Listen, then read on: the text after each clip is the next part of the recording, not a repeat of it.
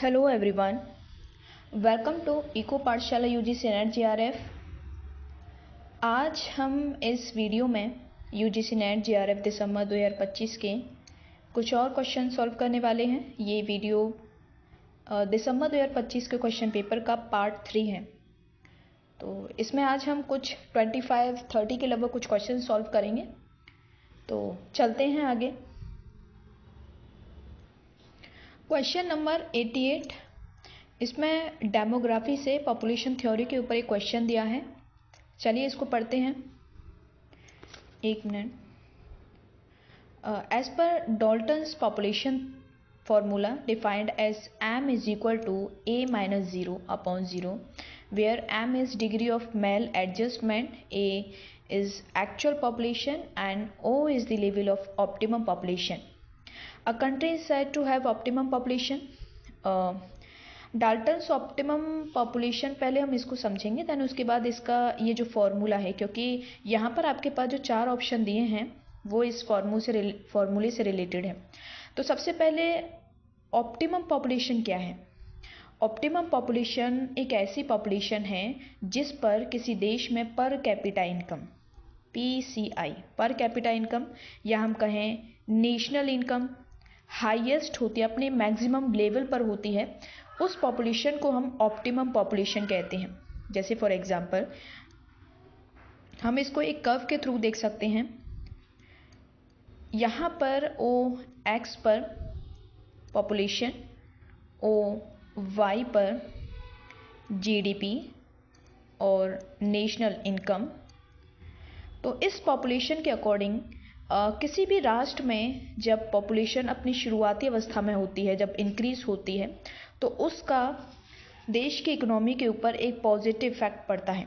यानी कि जब पॉपुलेशन इंक्रीज होती है तो उसके साथ साथ GDP भी इंक्रीज होती है। जैसे जैसे पॉपुलेशन अपने एक मैक्सिमम लेवल पर पहुंचती है, एक मैक्सिमम पॉइंट तक जाती है, वहाँ पर GDP अपने हाईएस्ट लेवल पर होती है इसके अकॉर्डिंग। लेकिन एक लिमिट के बाद में जब पॉपुलेशन और इंक्रीज होती है तब हमारी GDP नेगेटिव होती है, यानी कि GDP में गिरावट देखने को मिलती है। तो ऑप्टिमम पॉपुलेशन यही कहता है कि पॉपुलेशन किसी भी देश में ऑप्टिमम होनी चाहिए, एक ऐसी पॉपुलेशन जिस पर उस देश की GDP नेशनल इनकम हाईएस्ट होता है। पॉपुलेशन इससे अगर कम होगी या ज़्यादा होगी तो उससे GDP पर नेगेटिव इम्पैक्ट पड़ेगा। तो ये थी ऑप्टिमम पॉपुलेशन थ्योरी और इसको सबसे पहले दिया था 1926 में एडविन कैनन ने।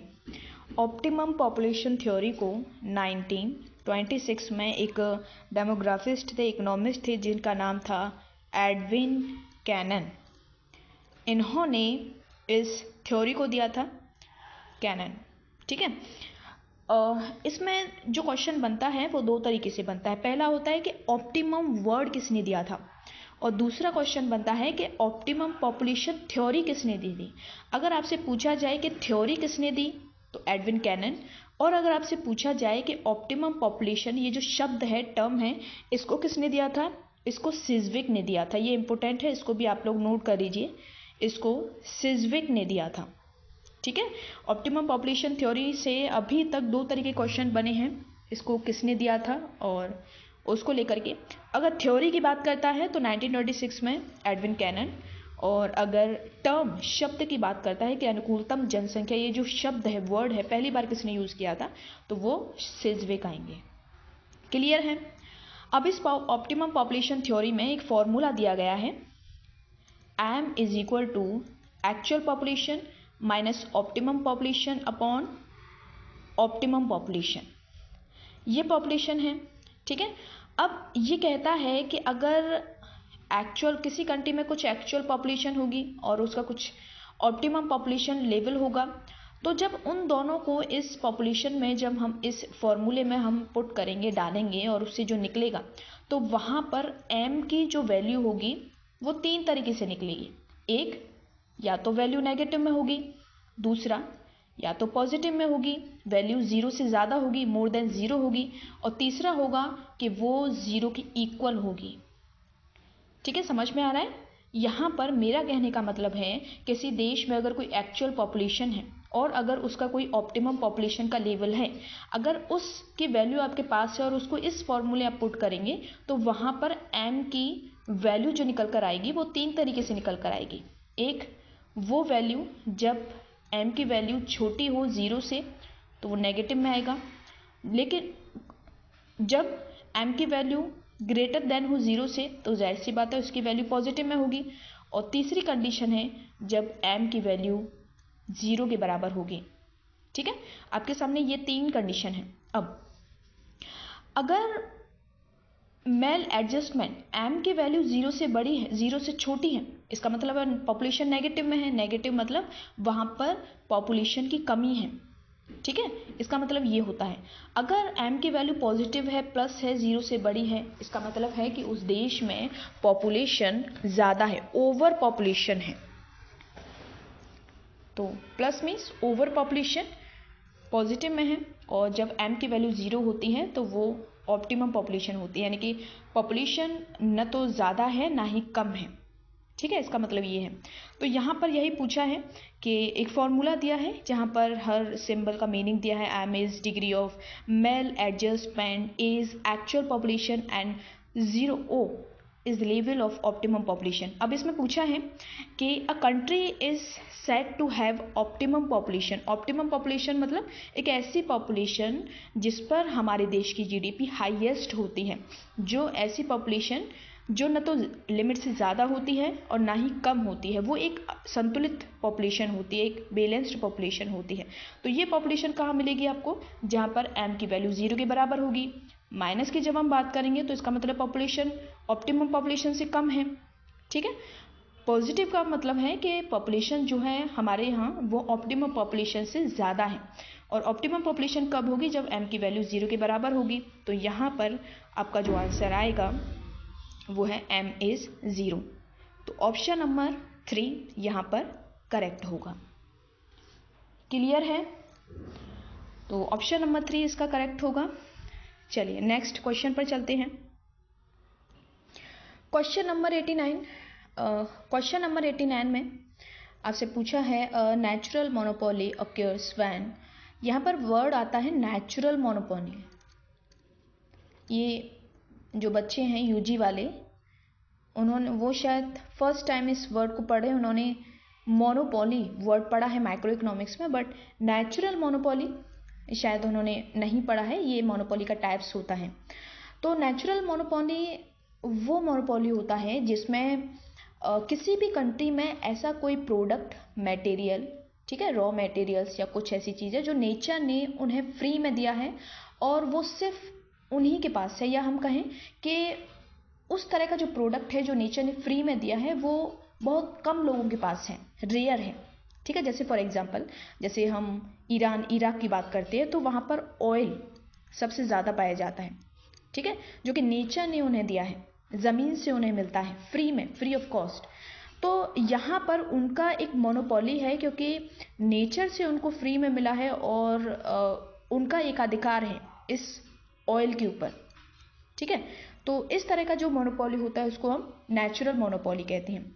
यहाँ पर आपके सामने 4 ऑप्शन दिए हैं, 1 2 3 4, और उसमें AC मीन्स एवरेज कॉस्ट को लेकर क्वेश्चन पूछा है कि जब नेचुरल मोनोपोली होता है, कोई भी प्रोडक्ट, आइटम जब हमें नेचर से फ्री ऑफ कॉस्ट मिलता है, फ्री में मिलता है, और जब हम उसको प्रोडक्शन करते हैं, उसको यूज़ करते हैं अपने बिजनेस के लिए, व्यापार के लिए, और जब उसके प्रोडक्शन को बढ़ाते जाते हैं तो हमारा जो AC होता है एवरेज कॉस्ट होता है। Average cost means per unit cost, ये मैं क्लास में भी बता चुकी हूँ आपको। Average cost means per unit cost. तो उस पर क्या असर पड़ता है? इसका जो कर्व होता है, जैसे आपने एक नॉर्मल जो मोनोपोली आपने पढ़ा था तो वहाँ पर आपने AC का जो कर्व है वो ऐसे पढ़ा है। ठीक है, ऐसे यू टाइप का ये AC कर्व होता है।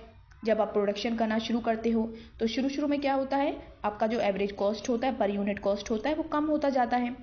एक लिमिट ऐसी आती है जहाँ पर आपका AC जो है मिनिमम होता है, और उसके बाद जब आप प्रोडक्शन बढ़ाना शुरू करते हो तो आपका जो AC है वो इंक्रीज होता है। ये है नॉर्मल जो मोनोपोली होता है उसमें। लेकिन जब हम नेचुरल मोनोपोली की बात करते हैं तो वहाँ पर क्योंकि हमें जो प्रोडक्ट मिला है, जो मटेरियल मिला है नेचर से, वो फ्री ऑफ कॉस्ट है। लेकिन जब हम उसका प्रोडक्शन करना शुरू करते हैं तो आप मुझे बताइए कि उसका जब हम प्रोडक्शन करना शुरू करेंगे और उसकी क्वांटिटी को इंक्रीज करेंगे तो उससे हमारी कॉस्ट पर क्या असर पड़ेगा। इसी से रिलेटेड इसमें क्वेश्चन पूछा है। तो यहाँ पर मैं आपकी जानकारी के लिए बता दूँ कि नेचुरल मोनोपोली में क्या होता है कि जब हम नेचर से मिले प्रोडक्ट को जब हम निकालते हैं, नेचर से लेते हैं और उसका प्रोडक्शन करना शुरू करते हैं, तो यहाँ पर हमारा जैसे जैसे प्रोडक्शन इंक्रीज होता है, जैसे फॉर एग्जांपल ईरान और इराक जब ज़मीन से ऑयल को निकालना शुरू करते हैं, अपने प्रोडक्शन को बढ़ाते हैं, तो उनका जैसे जैसे प्रोडक्शन इंक्रीज होता है वैसे वैसे उनका जो कॉस्ट है, ठीक है, कॉस्ट है वो कम होता जाता है कॉस्ट। अब इसी से उनका एसी एवरेज कॉस्ट भी कम होता जाता है। कैसे? फॉर एग्जांपल हम जानते हैं कि जो एवरेज कॉस्ट होता है उसको हम कैसे निकालते हैं, total product upon total cost. एक मिनट, इसको मैं नीचे लिख लूँ एवरेज कॉस्ट को। चलिए नेक्स्ट मैं पेज ले लेती हूँ एक मिनट। हाँ, हम जानते हैं कि हम एवरेज कॉस्ट कैसे निकालते हैं। एवरेज कॉस्ट निकाला जाता है total product upon total cost, यही होता है, ठीक है। नेचुरल मोनोपोली में जब हमारा टीपी इंक्रीज होता है तो क्या होता है, हमारा जो टोटल कॉस्ट है, क्योंकि हमें नीचे से जो ऑयल है फ्री ऑफ कॉस्ट मिला है तो टोटल कॉस्ट हमारा इंक्रीज होगा, ठीक है। जब ये बढ़ेगा और ये डिक्रीज होगा, ये घटेगा, तो इसको ऐसे समझ लीजिए। एक मिनट, इसको छोड़ दीजिए। यहाँ पर कहने का मतलब है कि नेचुरल मोनोपोली में जो एसी कर्व होता है वो प्रोडक्शन बढ़ने के साथ साथ गिरता है नीचे की तरफ, ऐसे, ठीक है, ऐसे। एसी जो होता है वो ऐसे जाता है, इसका जो कर्व होता है वो ऊपर से नीचे की तरफ गिरता हुआ होता है, ठीक है। लेकिन यहाँ पर एक चीज़ आप लोग ध्यान रखिएगा कि जैसे कभी कभी हमें लगता है कि जब ये ओ एक्स एक्सिस आगे जाएगा तो धीरे धीरे हमें लगेगा कि ये नीचे की तरफ आएगा ऐसे करके, और ये क्या करेगा, एक टाइम के बाद में ओ एक्स को टच करेगा। नहीं, एसी जो होता है कभी भी, इसको आप नोट कर लीजिए, ये बहुत इंपॉर्टेंट है, ये इंटरव्यू इन चीज़ों में पूछा जाता है।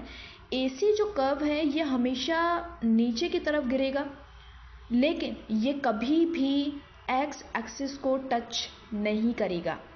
ये इसकी एक खास बात है। ये हमेशा आपको ऐसे दिखाई देगा, ऐसे जाता हुआ, ठीक है। ये हमेशा ऐसे ही चलता रहेगा, इसका पैरेलल अनलिमिटेड, लेकिन ये कभी भी एक्स को टच नहीं करेगा, ठीक है, क्लियर है।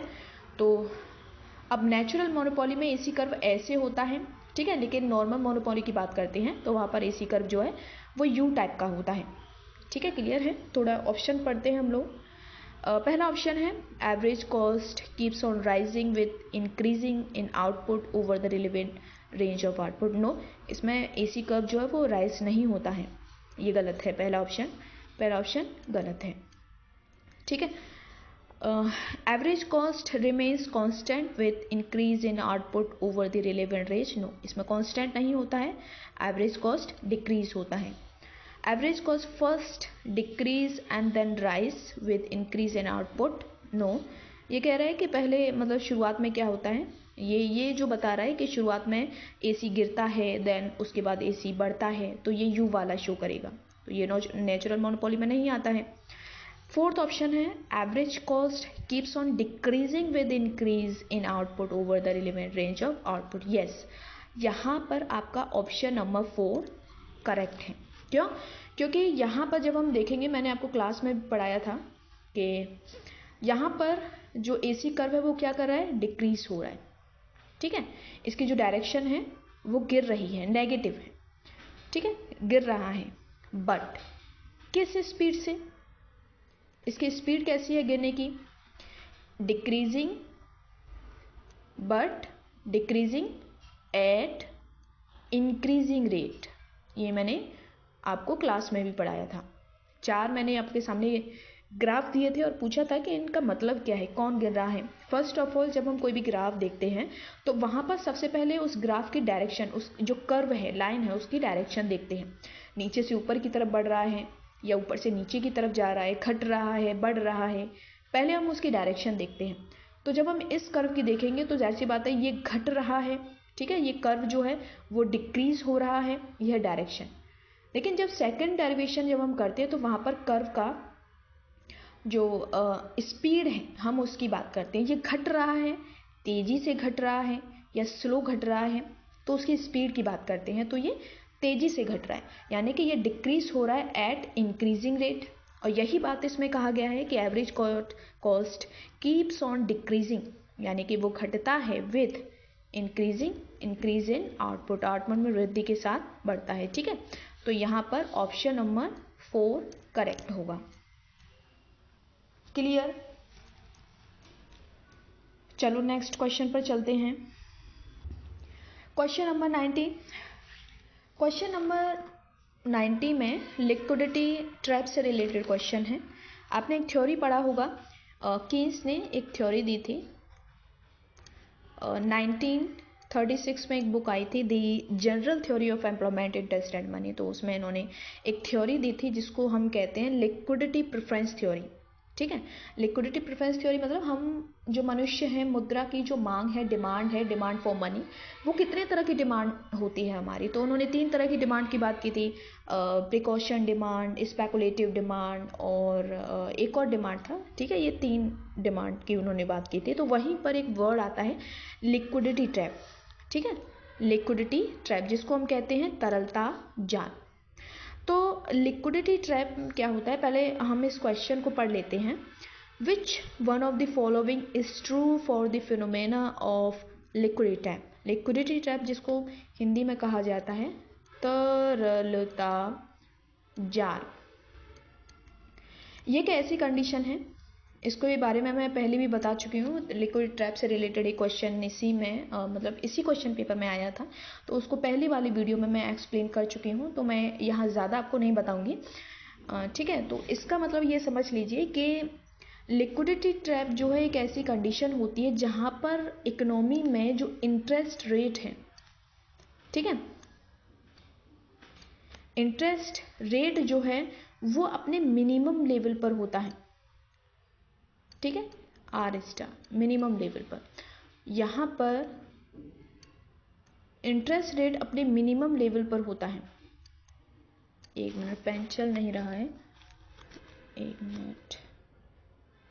इंटरेस्ट रेट जो है वो मिनिमम लेवल पर होता है, यानी कि एक न्यूनतम, एक बहुत कम होता है। और इस कंडीशन में लोग क्या करते हैं, क्योंकि हम जानते हैं कि जो बॉन्ड प्राइस होता है, बॉन्ड प्राइस और जो इंटरेस्ट रेट होता है उनमें नेगेटिव रिलेशन होता है। जब बॉन्ड प्राइस हाई होगा तो इंटरेस्ट रेट उस पर कम मिलेगा, और जब बॉन्ड प्राइसेस कम होंगे तो उस पर जो इंटरेस्ट रेट है वो हाई मिलेगा। ठीक है, तो यहाँ पर एक कंडीशन ऐसी है कि जब इंटरेस्ट रेट अपने लोएस्ट पॉइंट पर होता है तो बॉन्ड जो प्राइसेस है वो हाई होते हैं।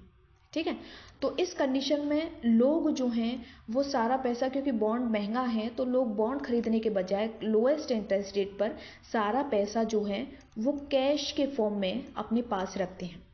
ठीक है, और उनको पता है कि अब इससे ज़्यादा इंटरेस्ट रेट जो है वो नीचे नहीं जा सकता। अब क्या होगा, उनके अकॉर्डिंग वो एक्सपेक्ट करते हैं, प्रत्याशा करते हैं कि फ्यूचर में अब इंटरेस्ट रेट जो है वो घटेगा नहीं, बल्कि अब यहाँ से बढ़ना स्टार्ट होगा। तो फ्यूचर में बढ़ेगा तो तब वो इन्वेस्ट करेंगे, लेकिन फ़िलहाल जब मिनिमम लेवल पर इंटरेस्ट रेट होता है तो ये लोग सारे के सारे जो पैसा है उसको कैश के फॉर्म में अपने हाथ में रखना ज़्यादा पसंद करते हैं अकॉर्डिंग टू कीन्स। ठीक है, तो इसके अब ऑप्शन पढ़ते हैं हम, लिक्विडिटी ट्रैप का मतलब इसमें क्या दिया है। पहला option, the entire additional money supply spend on buying bond. No, ये गलत है। जैसा मैंने बताया था कि बॉन्ड प्राइसेस जो है वो हाई होते हैं, तो ये लोग बॉन्ड नहीं खरीदते हैं, बॉन्ड खरीदते नहीं हैं, बल्कि सारा जो पैसा है उसको कैश के फॉर्म में, नकद के फॉर्म में रखना पसंद करते हैं।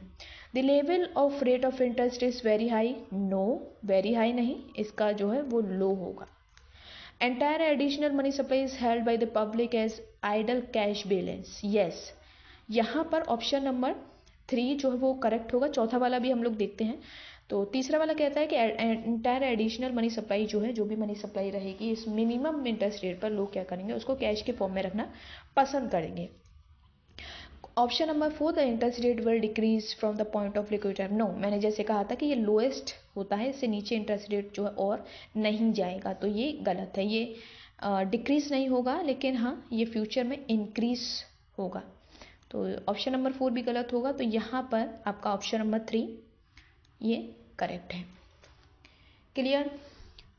चलो नेक्स्ट क्वेश्चन पर चलते हैं। क्वेश्चन नंबर 91, ये इंटरनेशनल ट्रेड से क्वेश्चन यहाँ पूछा है। ठीक है, तो पहले हम क्वेश्चन पढ़ते हैं। When some domestic production by a nation member of the union is replaced by lower cost import from another member nation, then the union is known as। इस क्वेश्चन का मतलब थोड़ा समझते हैं, ये थोड़ा कॉम्प्लेक्स वे में दिया है। इसका मतलब है कि कोई कंट्री है, फॉर एग्जांपल मान लीजिए इंडिया। ठीक है, इंडिया को हम एक एग्जांपल के तौर पर मानकर चलते हैं, इंडिया। ठीक है, इंडिया में क्या होता है, यहाँ राइस का प्रोडक्शन होता है। अभी भूल जाइए कि हम राइस का एक्सपोर्ट करते हैं, इंपोर्ट करते हैं। ये जो एग्जांपल है इसके थ्रू हम इस क्वेश्चन को समझते हैं। ठीक है, तो इंडिया है और इंडिया में क्या होता है, राइस का प्रोडक्शन होता है। और हमारे यहाँ राइस का जो प्राइस है, फॉर एग्जांपल हमारे यहाँ ये मिलता है 15 रुपये किलो, 50 रुपी पर केजी। हमारे यहाँ गेहूँ का प्रोडक्शन होता है, इसका जो कॉस्ट है वो इतना है। ठीक है, अब इसमें कहा गया है कि व्हेन सम डोमेस्टिक प्रोडक्शन, हमारे यहाँ डोमेस्टिक प्रोडक्शन क्या है इंडिया में, rice. Clear? By a nation member of the union. ठीक है, यूनियन मतलब जो ट्रेड यूनियन होते हैं, इंडिया उसका पार्ट है। और उसने क्या किया, अपना ये जो राइस का जो प्रोडक्शन है जो कि 50 रुपीज़ केजी पर मिलता था, उसको इस replaced by lower cost import, उसने क्या किया, उसको लोअर, थोड़ा ध्यान से समझिएगा इसको क्योंकि ये क्वेश्चन थोड़ा घुमाया हुआ है और यहाँ पर इसका जो मीनिंग है वो निकालना बड़ा टफ है। तो लोअर कॉस्ट इंपोर्ट से क्या करते हैं, वो उसको रिप्लेस करते हैं। रिप्लेस मतलब हमारे इंडिया में जो चावल है वो 15 रुपये केजी मिलता है, लेकिन 1 किलो चावल की जो कॉस्ट है वो हमें विदेशों से, फॉर एग्जांपल चाइना, ठीक है, चाइना से हमें वो मिल रहा है 10 रुपये केजी। ठीक है, 10 रुपये केजी। तो ये कह रहा है कि when some domestic production by a nation member of the union is replaced by lower cost import from another member nation. ठीक है, इंडिया ने क्या किया, अपना जो डोमेस्टिक प्रोडक्शन था चावल का, जो इंडिया में 15 रुपये केजी मिलता था, उसको रिप्लेस कर दिया। यानी कि अब हमारे देश में ये प्रोडक्शन ना बना करके हम क्या करेंगे, जिसका चाइना से हमें कॉस्ट कम मिल रहा है, जिसका कॉस्ट कम आ रहा है, उसको हम चाइना से अब इंडिया में मंगाएंगे। यानी कि 15 रुपये किलो बनाने के बजाय हम इसको क्या करेंगे, लोअर कॉस्ट पर हम इसको चाइना से इंपोर्ट करेंगे। ठीक है, तो यहाँ पर इसका कहने का मतलब ये है कि हम हाई कॉस्ट प्रोडक्शन जो है उसको हम चेंज करेंगे, रिप्लेस करेंगे किससे, लोअर कॉस्ट इंपोर्ट से। यानी कि हाई कॉस्ट पर प्रोडक्शन बनाने के बजाय हम क्या करेंगे, कम कॉस्ट पर हमें वो विदेशों से मिल रहा है तो हम उसको लोअर कॉस्ट पर इंपोर्ट करेंगे। ठीक है, तो यहाँ पर ये कहना चाह रहा है कि ये पूछ रहा है कि जब कोई कंट्री अपने डोमेस्टिक प्रोडक्शन को इंपोर्ट से चेंज करता है, यानी कि जहाँ हाई कॉस्ट प्रोडक्शन पर बन रहा है और उसको जब हम विदेशों से कम लागत पर, उसको कम कॉस्ट पर आप इंडिया में इंपोर्ट करेंगे, तो वो क्या कहलाएगा, इस तरह का जो ट्रेड है उसको हम क्या कहेंगे। उसके 4 ऑप्शन हैं। Trade diverting custom union, no. Trade diverting होता है कि हम अपने ट्रेड को कम कर रहे हैं।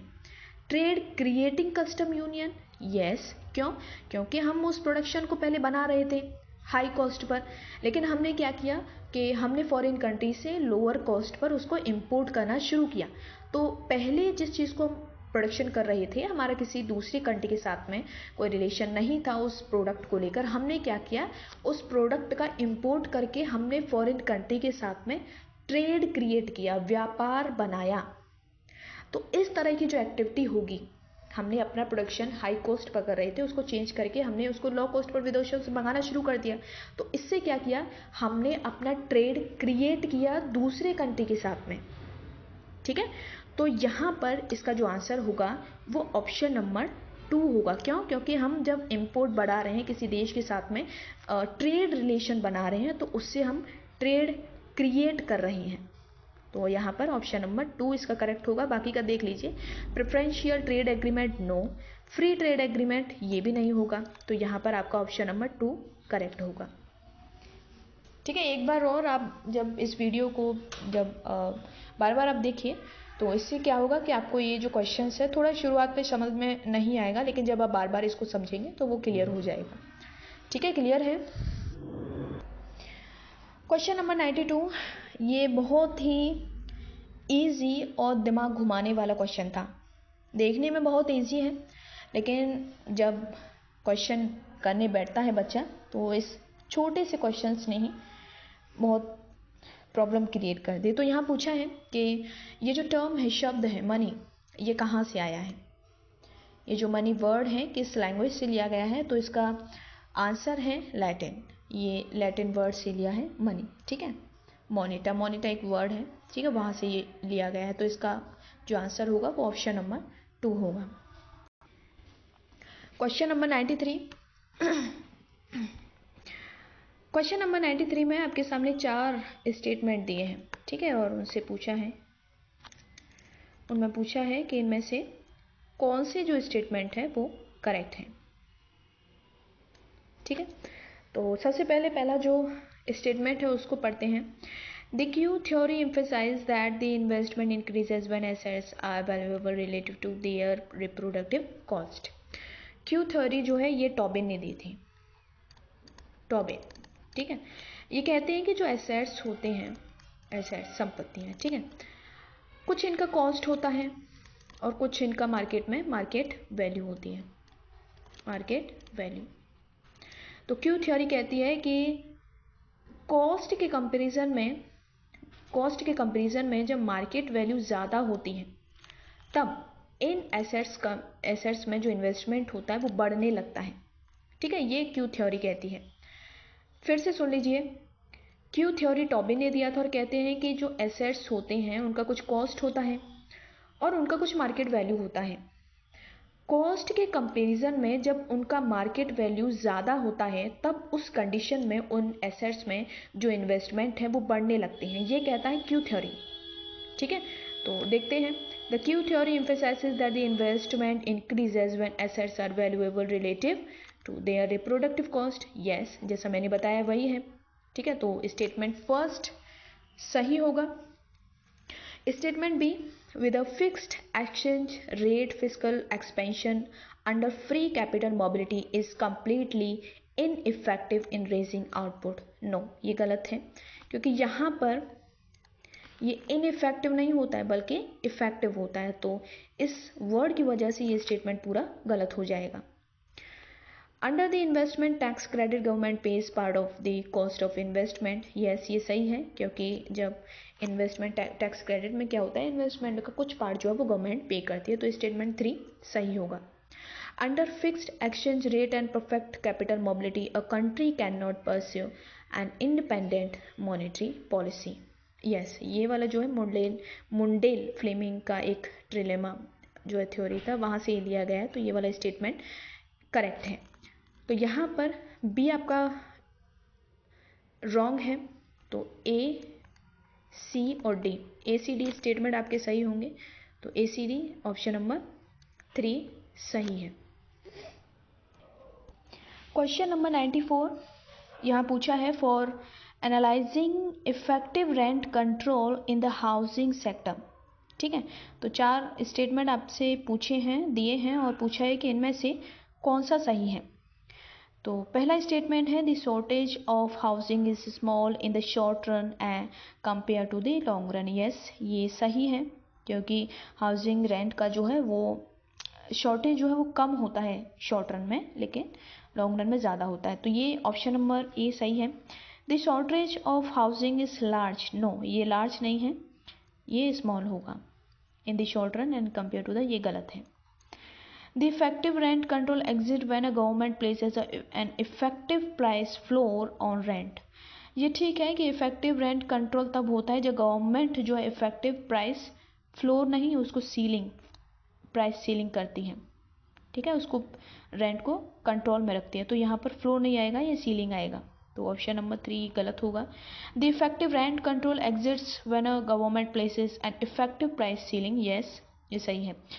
तो यहाँ पर ए और डी ये सही होंगे, तो ऑप्शन नंबर 3 करेक्ट है।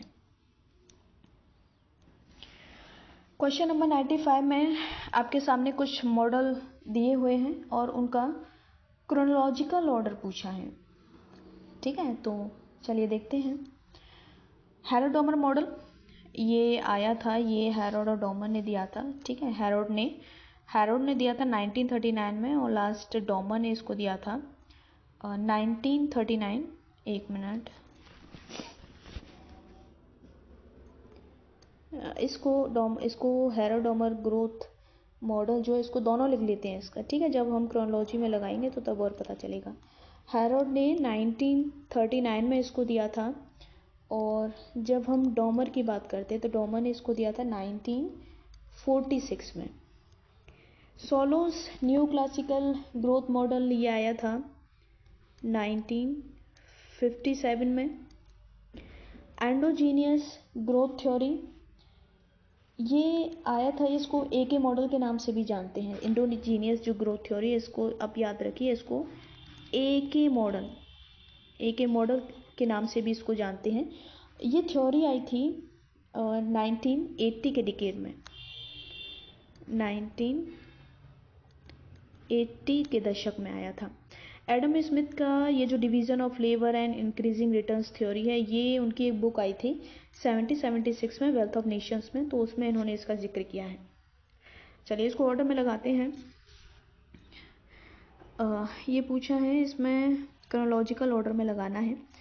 तो सबसे पहले आया था हैरोल्ड डॉमर मॉडल, एक मिनट, हैरोल्ड डॉमर मॉडल नहीं, इसमें आया था 1776 डी, देन ऑप्शन ए 1939-46, कोई भी एक ले लो, उसके बाद बी और फिर 1980 सी, डी ए बी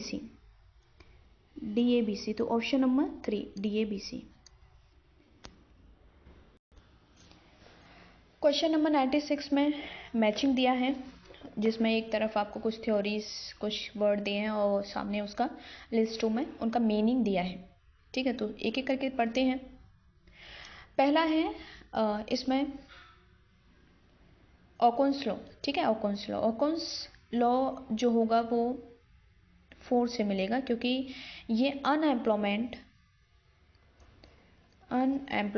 और GDP के बीच में नेगेटिव रिलेशन की बात करता है। तो डी का 4 होगा। फॉरवर्ड गाइडेंस मीन्स जब हम किसी भी पॉलिसी में फ्यूचर को लेकर कुछ पॉलिसी बनाते हैं, एक्शन लेते हैं, तो वो हमारा फॉरवर्ड गाइडेंस होता है।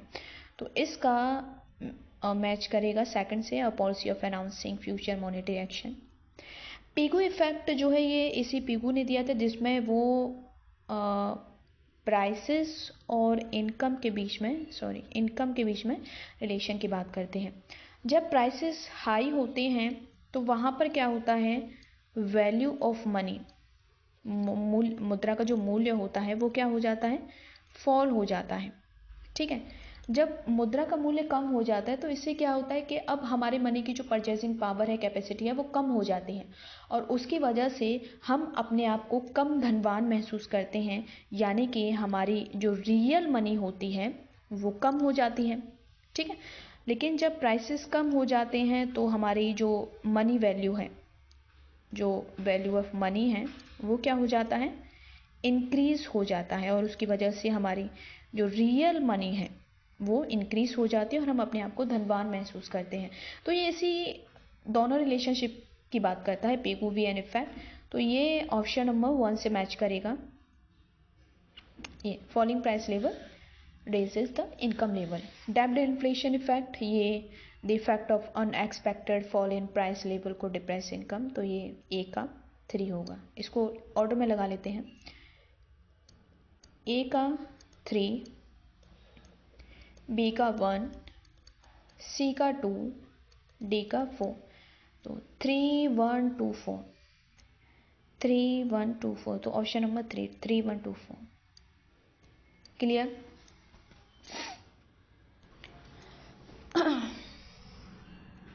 क्वेश्चन नंबर 97 में कुछ न्यू क्लासिकल ग्रोथ थ्योरी से कुछ प्रपोजिशन एजम्पशन दिए हैं और पूछा है कि इनमें से कौन सा सही है। तो सबसे पहले न्यू क्लासिकल की हम बात करते हैं। न्यू क्लासिकल जो इकोनॉमिस्ट थे, इसकी जो शुरुआत है वो मार्शल ने की थी। Marshall is the father of new classical. ठीक है, तो इसकी क्या एजम्पशंस हैं उनके बारे में हम पढ़ते हैं। पहला है the growth of output depends on the rate of growth of labour productivity. Yes, इनके हिसाब से किसी देश में जीडीपी नेशनल इनकम का जो ग्रोथ होता है वो लेबर प्रोडक्टिविटी की ग्रोथ पर डिपेंड करता है। ये स्टेटमेंट बिल्कुल सही है। Second statement, the growth of output depends on the level of per capita income. No, इन्होंने पर कैपिटा इनकम नहीं बल्कि लेबर प्रोडक्टिविटी पर फोकस किया था, तो ऑप्शन बी गलत होगा। The ratio of saving and investment determines economic growth. Yes, किसी राष्ट्र में सेविंग इन्वेस्टमेंट रेशियो जो है वो देश के इकोनॉमिक ग्रोथ को डिटरमाइन करती है। ये बिल्कुल सही है according to new classical. Only investment determines economic growth, नहीं, सिर्फ इन्वेस्टमेंट नहीं होता, ये ओनली वर्ड की वजह से ये स्टेटमेंट गलत हो गया है। तो सिर्फ इन्वेस्टमेंट नहीं होता, इन्वेस्टमेंट के अलावा और भी होते हैं, लेबर प्रोडक्टिविटी, सेविंग, तो ये ओनली वर्ड की वजह से डी गलत होगा। तो यहाँ पर ए एंड सी ऑप्शन सही है, तो option number A is correct. Question number 98। Question number 98 में आपके सामने फाइनेंस कमीशन दिए हुए हैं और उनके अंतर्गत कितना जो है बजट में से कितना स्टेट के लिए दिया गया था, तो उसका कुछ डेटा आपके सामने दिया है। तो यहाँ पर इसको मैच करना है। पहले हम 14th फाइनेंस कमीशन की बात करेंगे। तो यहाँ पर जो कलेक्शन था, टैक्स कलेक्शन, उसमें से 42% जो है वो राज्यों को दिया गया था। ठीक है, तो ए का 2 होगा 42% 14th फाइनेंस कमीशन। लेकिन जब हम 14 से 15th फाइनेंस कमीशन की तरफ गए थे तो यहाँ पर जो एलोकेशन था फंड का स्टेट्स के लिए वो 1% फॉल हुआ था, यानी कि ये 41% हो गया था। तो 15th फाइनेंस कमीशन में फंड का जो एलोकेशन हुआ था वो 41% हुआ था। 12th फाइनेंस कमीशन में ये एक मिनट, इसमें 12th फाइनेंस कमीशन में जो सेंट्रल टैक्सेस से या उससे फंड एलोकेट हुआ था वो 30.5% था और 13th फाइनेंस कमीशन में ये बढ़ करके 32% हो गया था। तो डी का 3 होगा। इसको एक बार ऑर्डर में लगा लेते हैं। ए का 2, बी का 1, सी का 4, डी का 3, तो 2 1 4 3, 2 1 4 3, option number 4 is correct. Question number 99 में यूनियन बजट से कुछ क्वेश्चन पूछे गए हैं 25-26 से, तो देखते हैं कौन कौन से स्टेटमेंट इसमें सही हैं। The FDI limit for the insurance sector will be raised from 74 to 100%। Yes, ये सही है। पहले इंश्योरेंस सेक्टर में एफडीआई जो लिमिट थी वो 74, पहले ये कम था, ठीक है, 51%, फिर देन उसको बढ़ा करके 74 कर दिया गया और अभी 2025-26 के बजट में इस लिमिट को एफडीआई लिमिट को बढ़ा करके 100% कर दिया गया है, तो ये ऑप्शन सही होगा। Next, the FDI limit for the insurance sector will be raised from 51 to 70। No, ये पुराना है, ठीक है, अभी ये 25-26 का पूछा है, तो ये अब लिमिट 74 से बढ़ करके 100 हो गया है, तो ये वाला गलत होगा। An investment friendliness index of state will be formed. Yes, इसमें कहा गया है बजट में कि ये इंडेक्स जो है वो बनाया जाएगा। The fiscal deficit is estimated to be 4.4% of GDP. GDP का जो है 4.4% जो है वो फिस्कल डेफिसिट अनुमानित किया गया है, ये सही है। तो यहाँ पर ए करेक्ट है, बी रॉन्ग है, सी करेक्ट है और डी करेक्ट है, तो ए सी डी ऑप्शन नंबर 2 सही होगा। क्वेश्चन नंबर 100 स्टैटिक्स से इकोनोमेट्रिक्स से ये क्वेश्चन पूछा है और सीक्वेंस सीरीज वाले चैप्टर से ये लिया गया है। तो यहाँ पर आपके सामने कुछ अरिथमेटिक जियोमेट्रिक प्रोग्रेशन से रिलेटेड कुछ टर्म दिए हैं और सामने उनके फॉर्मूले दिए हैं। ये क्वेश्चन जो है फर्स्ट टाइम इसमें पूछा गया है, ठीक है। ये एक नया क्वेश्चन है और इम्पोर्टेंट भी है। इसके लिए मैं कोशिश करूँगी कि एक शॉर्ट वीडियो इसके ऊपर मैं आपको बनाकर दिखाऊँ, ठीक है। तो फिलहाल इसको भी ऐसे समझ लेते हैं। इसको बड़े लेवल पर एक्सप्लेन करके मैं जो है एक 10-15 मिनट की वीडियो में शेयर करूँगी। तो उसमें इसको अच्छे से मैं कोशिश करूँगी कि जल्द ही इसके ऊपर एक वीडियो जारी करूँ, तो उसको मैं आपको शेयर कर दूँगी। तो यहाँ पर जो ए होगा nth term of arithmetic progression, इसका जो फॉर्मूला होगा वो सेकंड वाला होगा, ए आर की power n-1 upon r-1, r की वैल्यू ग्रेटर देन 1, ठीक है। अभी इसको फिलहाल ऐसे समझ लीजिए। इसको मैं कल तक मैं इसका एक 15 मिनट का वीडियो आपको शेयर कर दूंगी, तो आप उसमें देख सकते हो इसका जो एक्सप्लेनेशन है। बी का 4 होगा, सी का 1 होगा और डी का 3 होगा, ठीक है। इस इक्वेशन को मैं और अच्छे से एक्सप्लेन करूँगी। तो इसको एक बार ऑर्डर में लगा लेते हैं। ए का 2, बी का 4, सी का 1 और डी का 3। तो 2 4 1 3, 2 4 1 3। एक मिनट,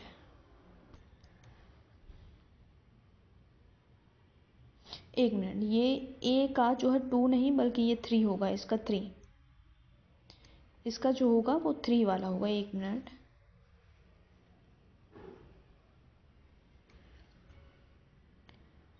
ए वाले का 3 होगा और बी का 4, ठीक है। सी का 1 होगा और डी का 2 होगा, ये वाला। तो यहाँ पर ए का 3, बी का 4, सी का 1, डी का 2, 3 4 1 2, 3 4 3 4 1 2। तो ऑप्शन नंबर 2, ठीक है।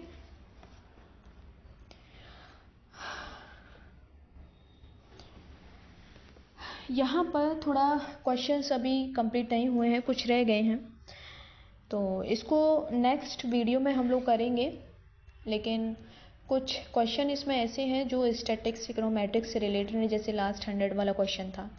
तो ऐसे क्वेश्चंस को थोड़ा और अच्छे से स्टडी करने की ज़रूरत है, क्योंकि हमारा यूजीसी नेट में जब हमें जीआरएफ करना है तो वहाँ पर ऐसे क्वेश्चन हैं जिनकी वजह से हमारा जीआरएफ रहता है। तो मैंने लास्ट वाला क्वेश्चन किया है, लेकिन इसको मैं और अच्छे से थोड़ा सा इसके ऊपर जो मटेरियल है वो मैं कलेक्ट करके 10-15 मिनट की वीडियो में आपको कल तक शेयर कर दूंगी, जिससे ये है कि आप लोगों को वो जो क्वेश्चन है उसको और अच्छी अंडरस्टैंडिंग हो जाएगी, ठीक है। तो चलिए मिलते हैं नेक्स्ट संडे को, और नेक्स्ट संडे में इसके जो आगे वाले क्वेश्चंस होंगे, नेक्स्ट क्वेश्चन, उनको हम सॉल्व करेंगे। और बाकी का जो इसका एक 10 मिनट सीरीज़, या हम कहें 10 to 15 मिनट सीरीज़ जो है वो मैं लास्ट जो 100th जो क्वेश्चन है arithmetic progression and geometric progression का, तो उसको मैं अपलोड कर दूंगी कल शाम तक, ठीक है। तो चलो मिलते हैं और नेक्स्ट संडे को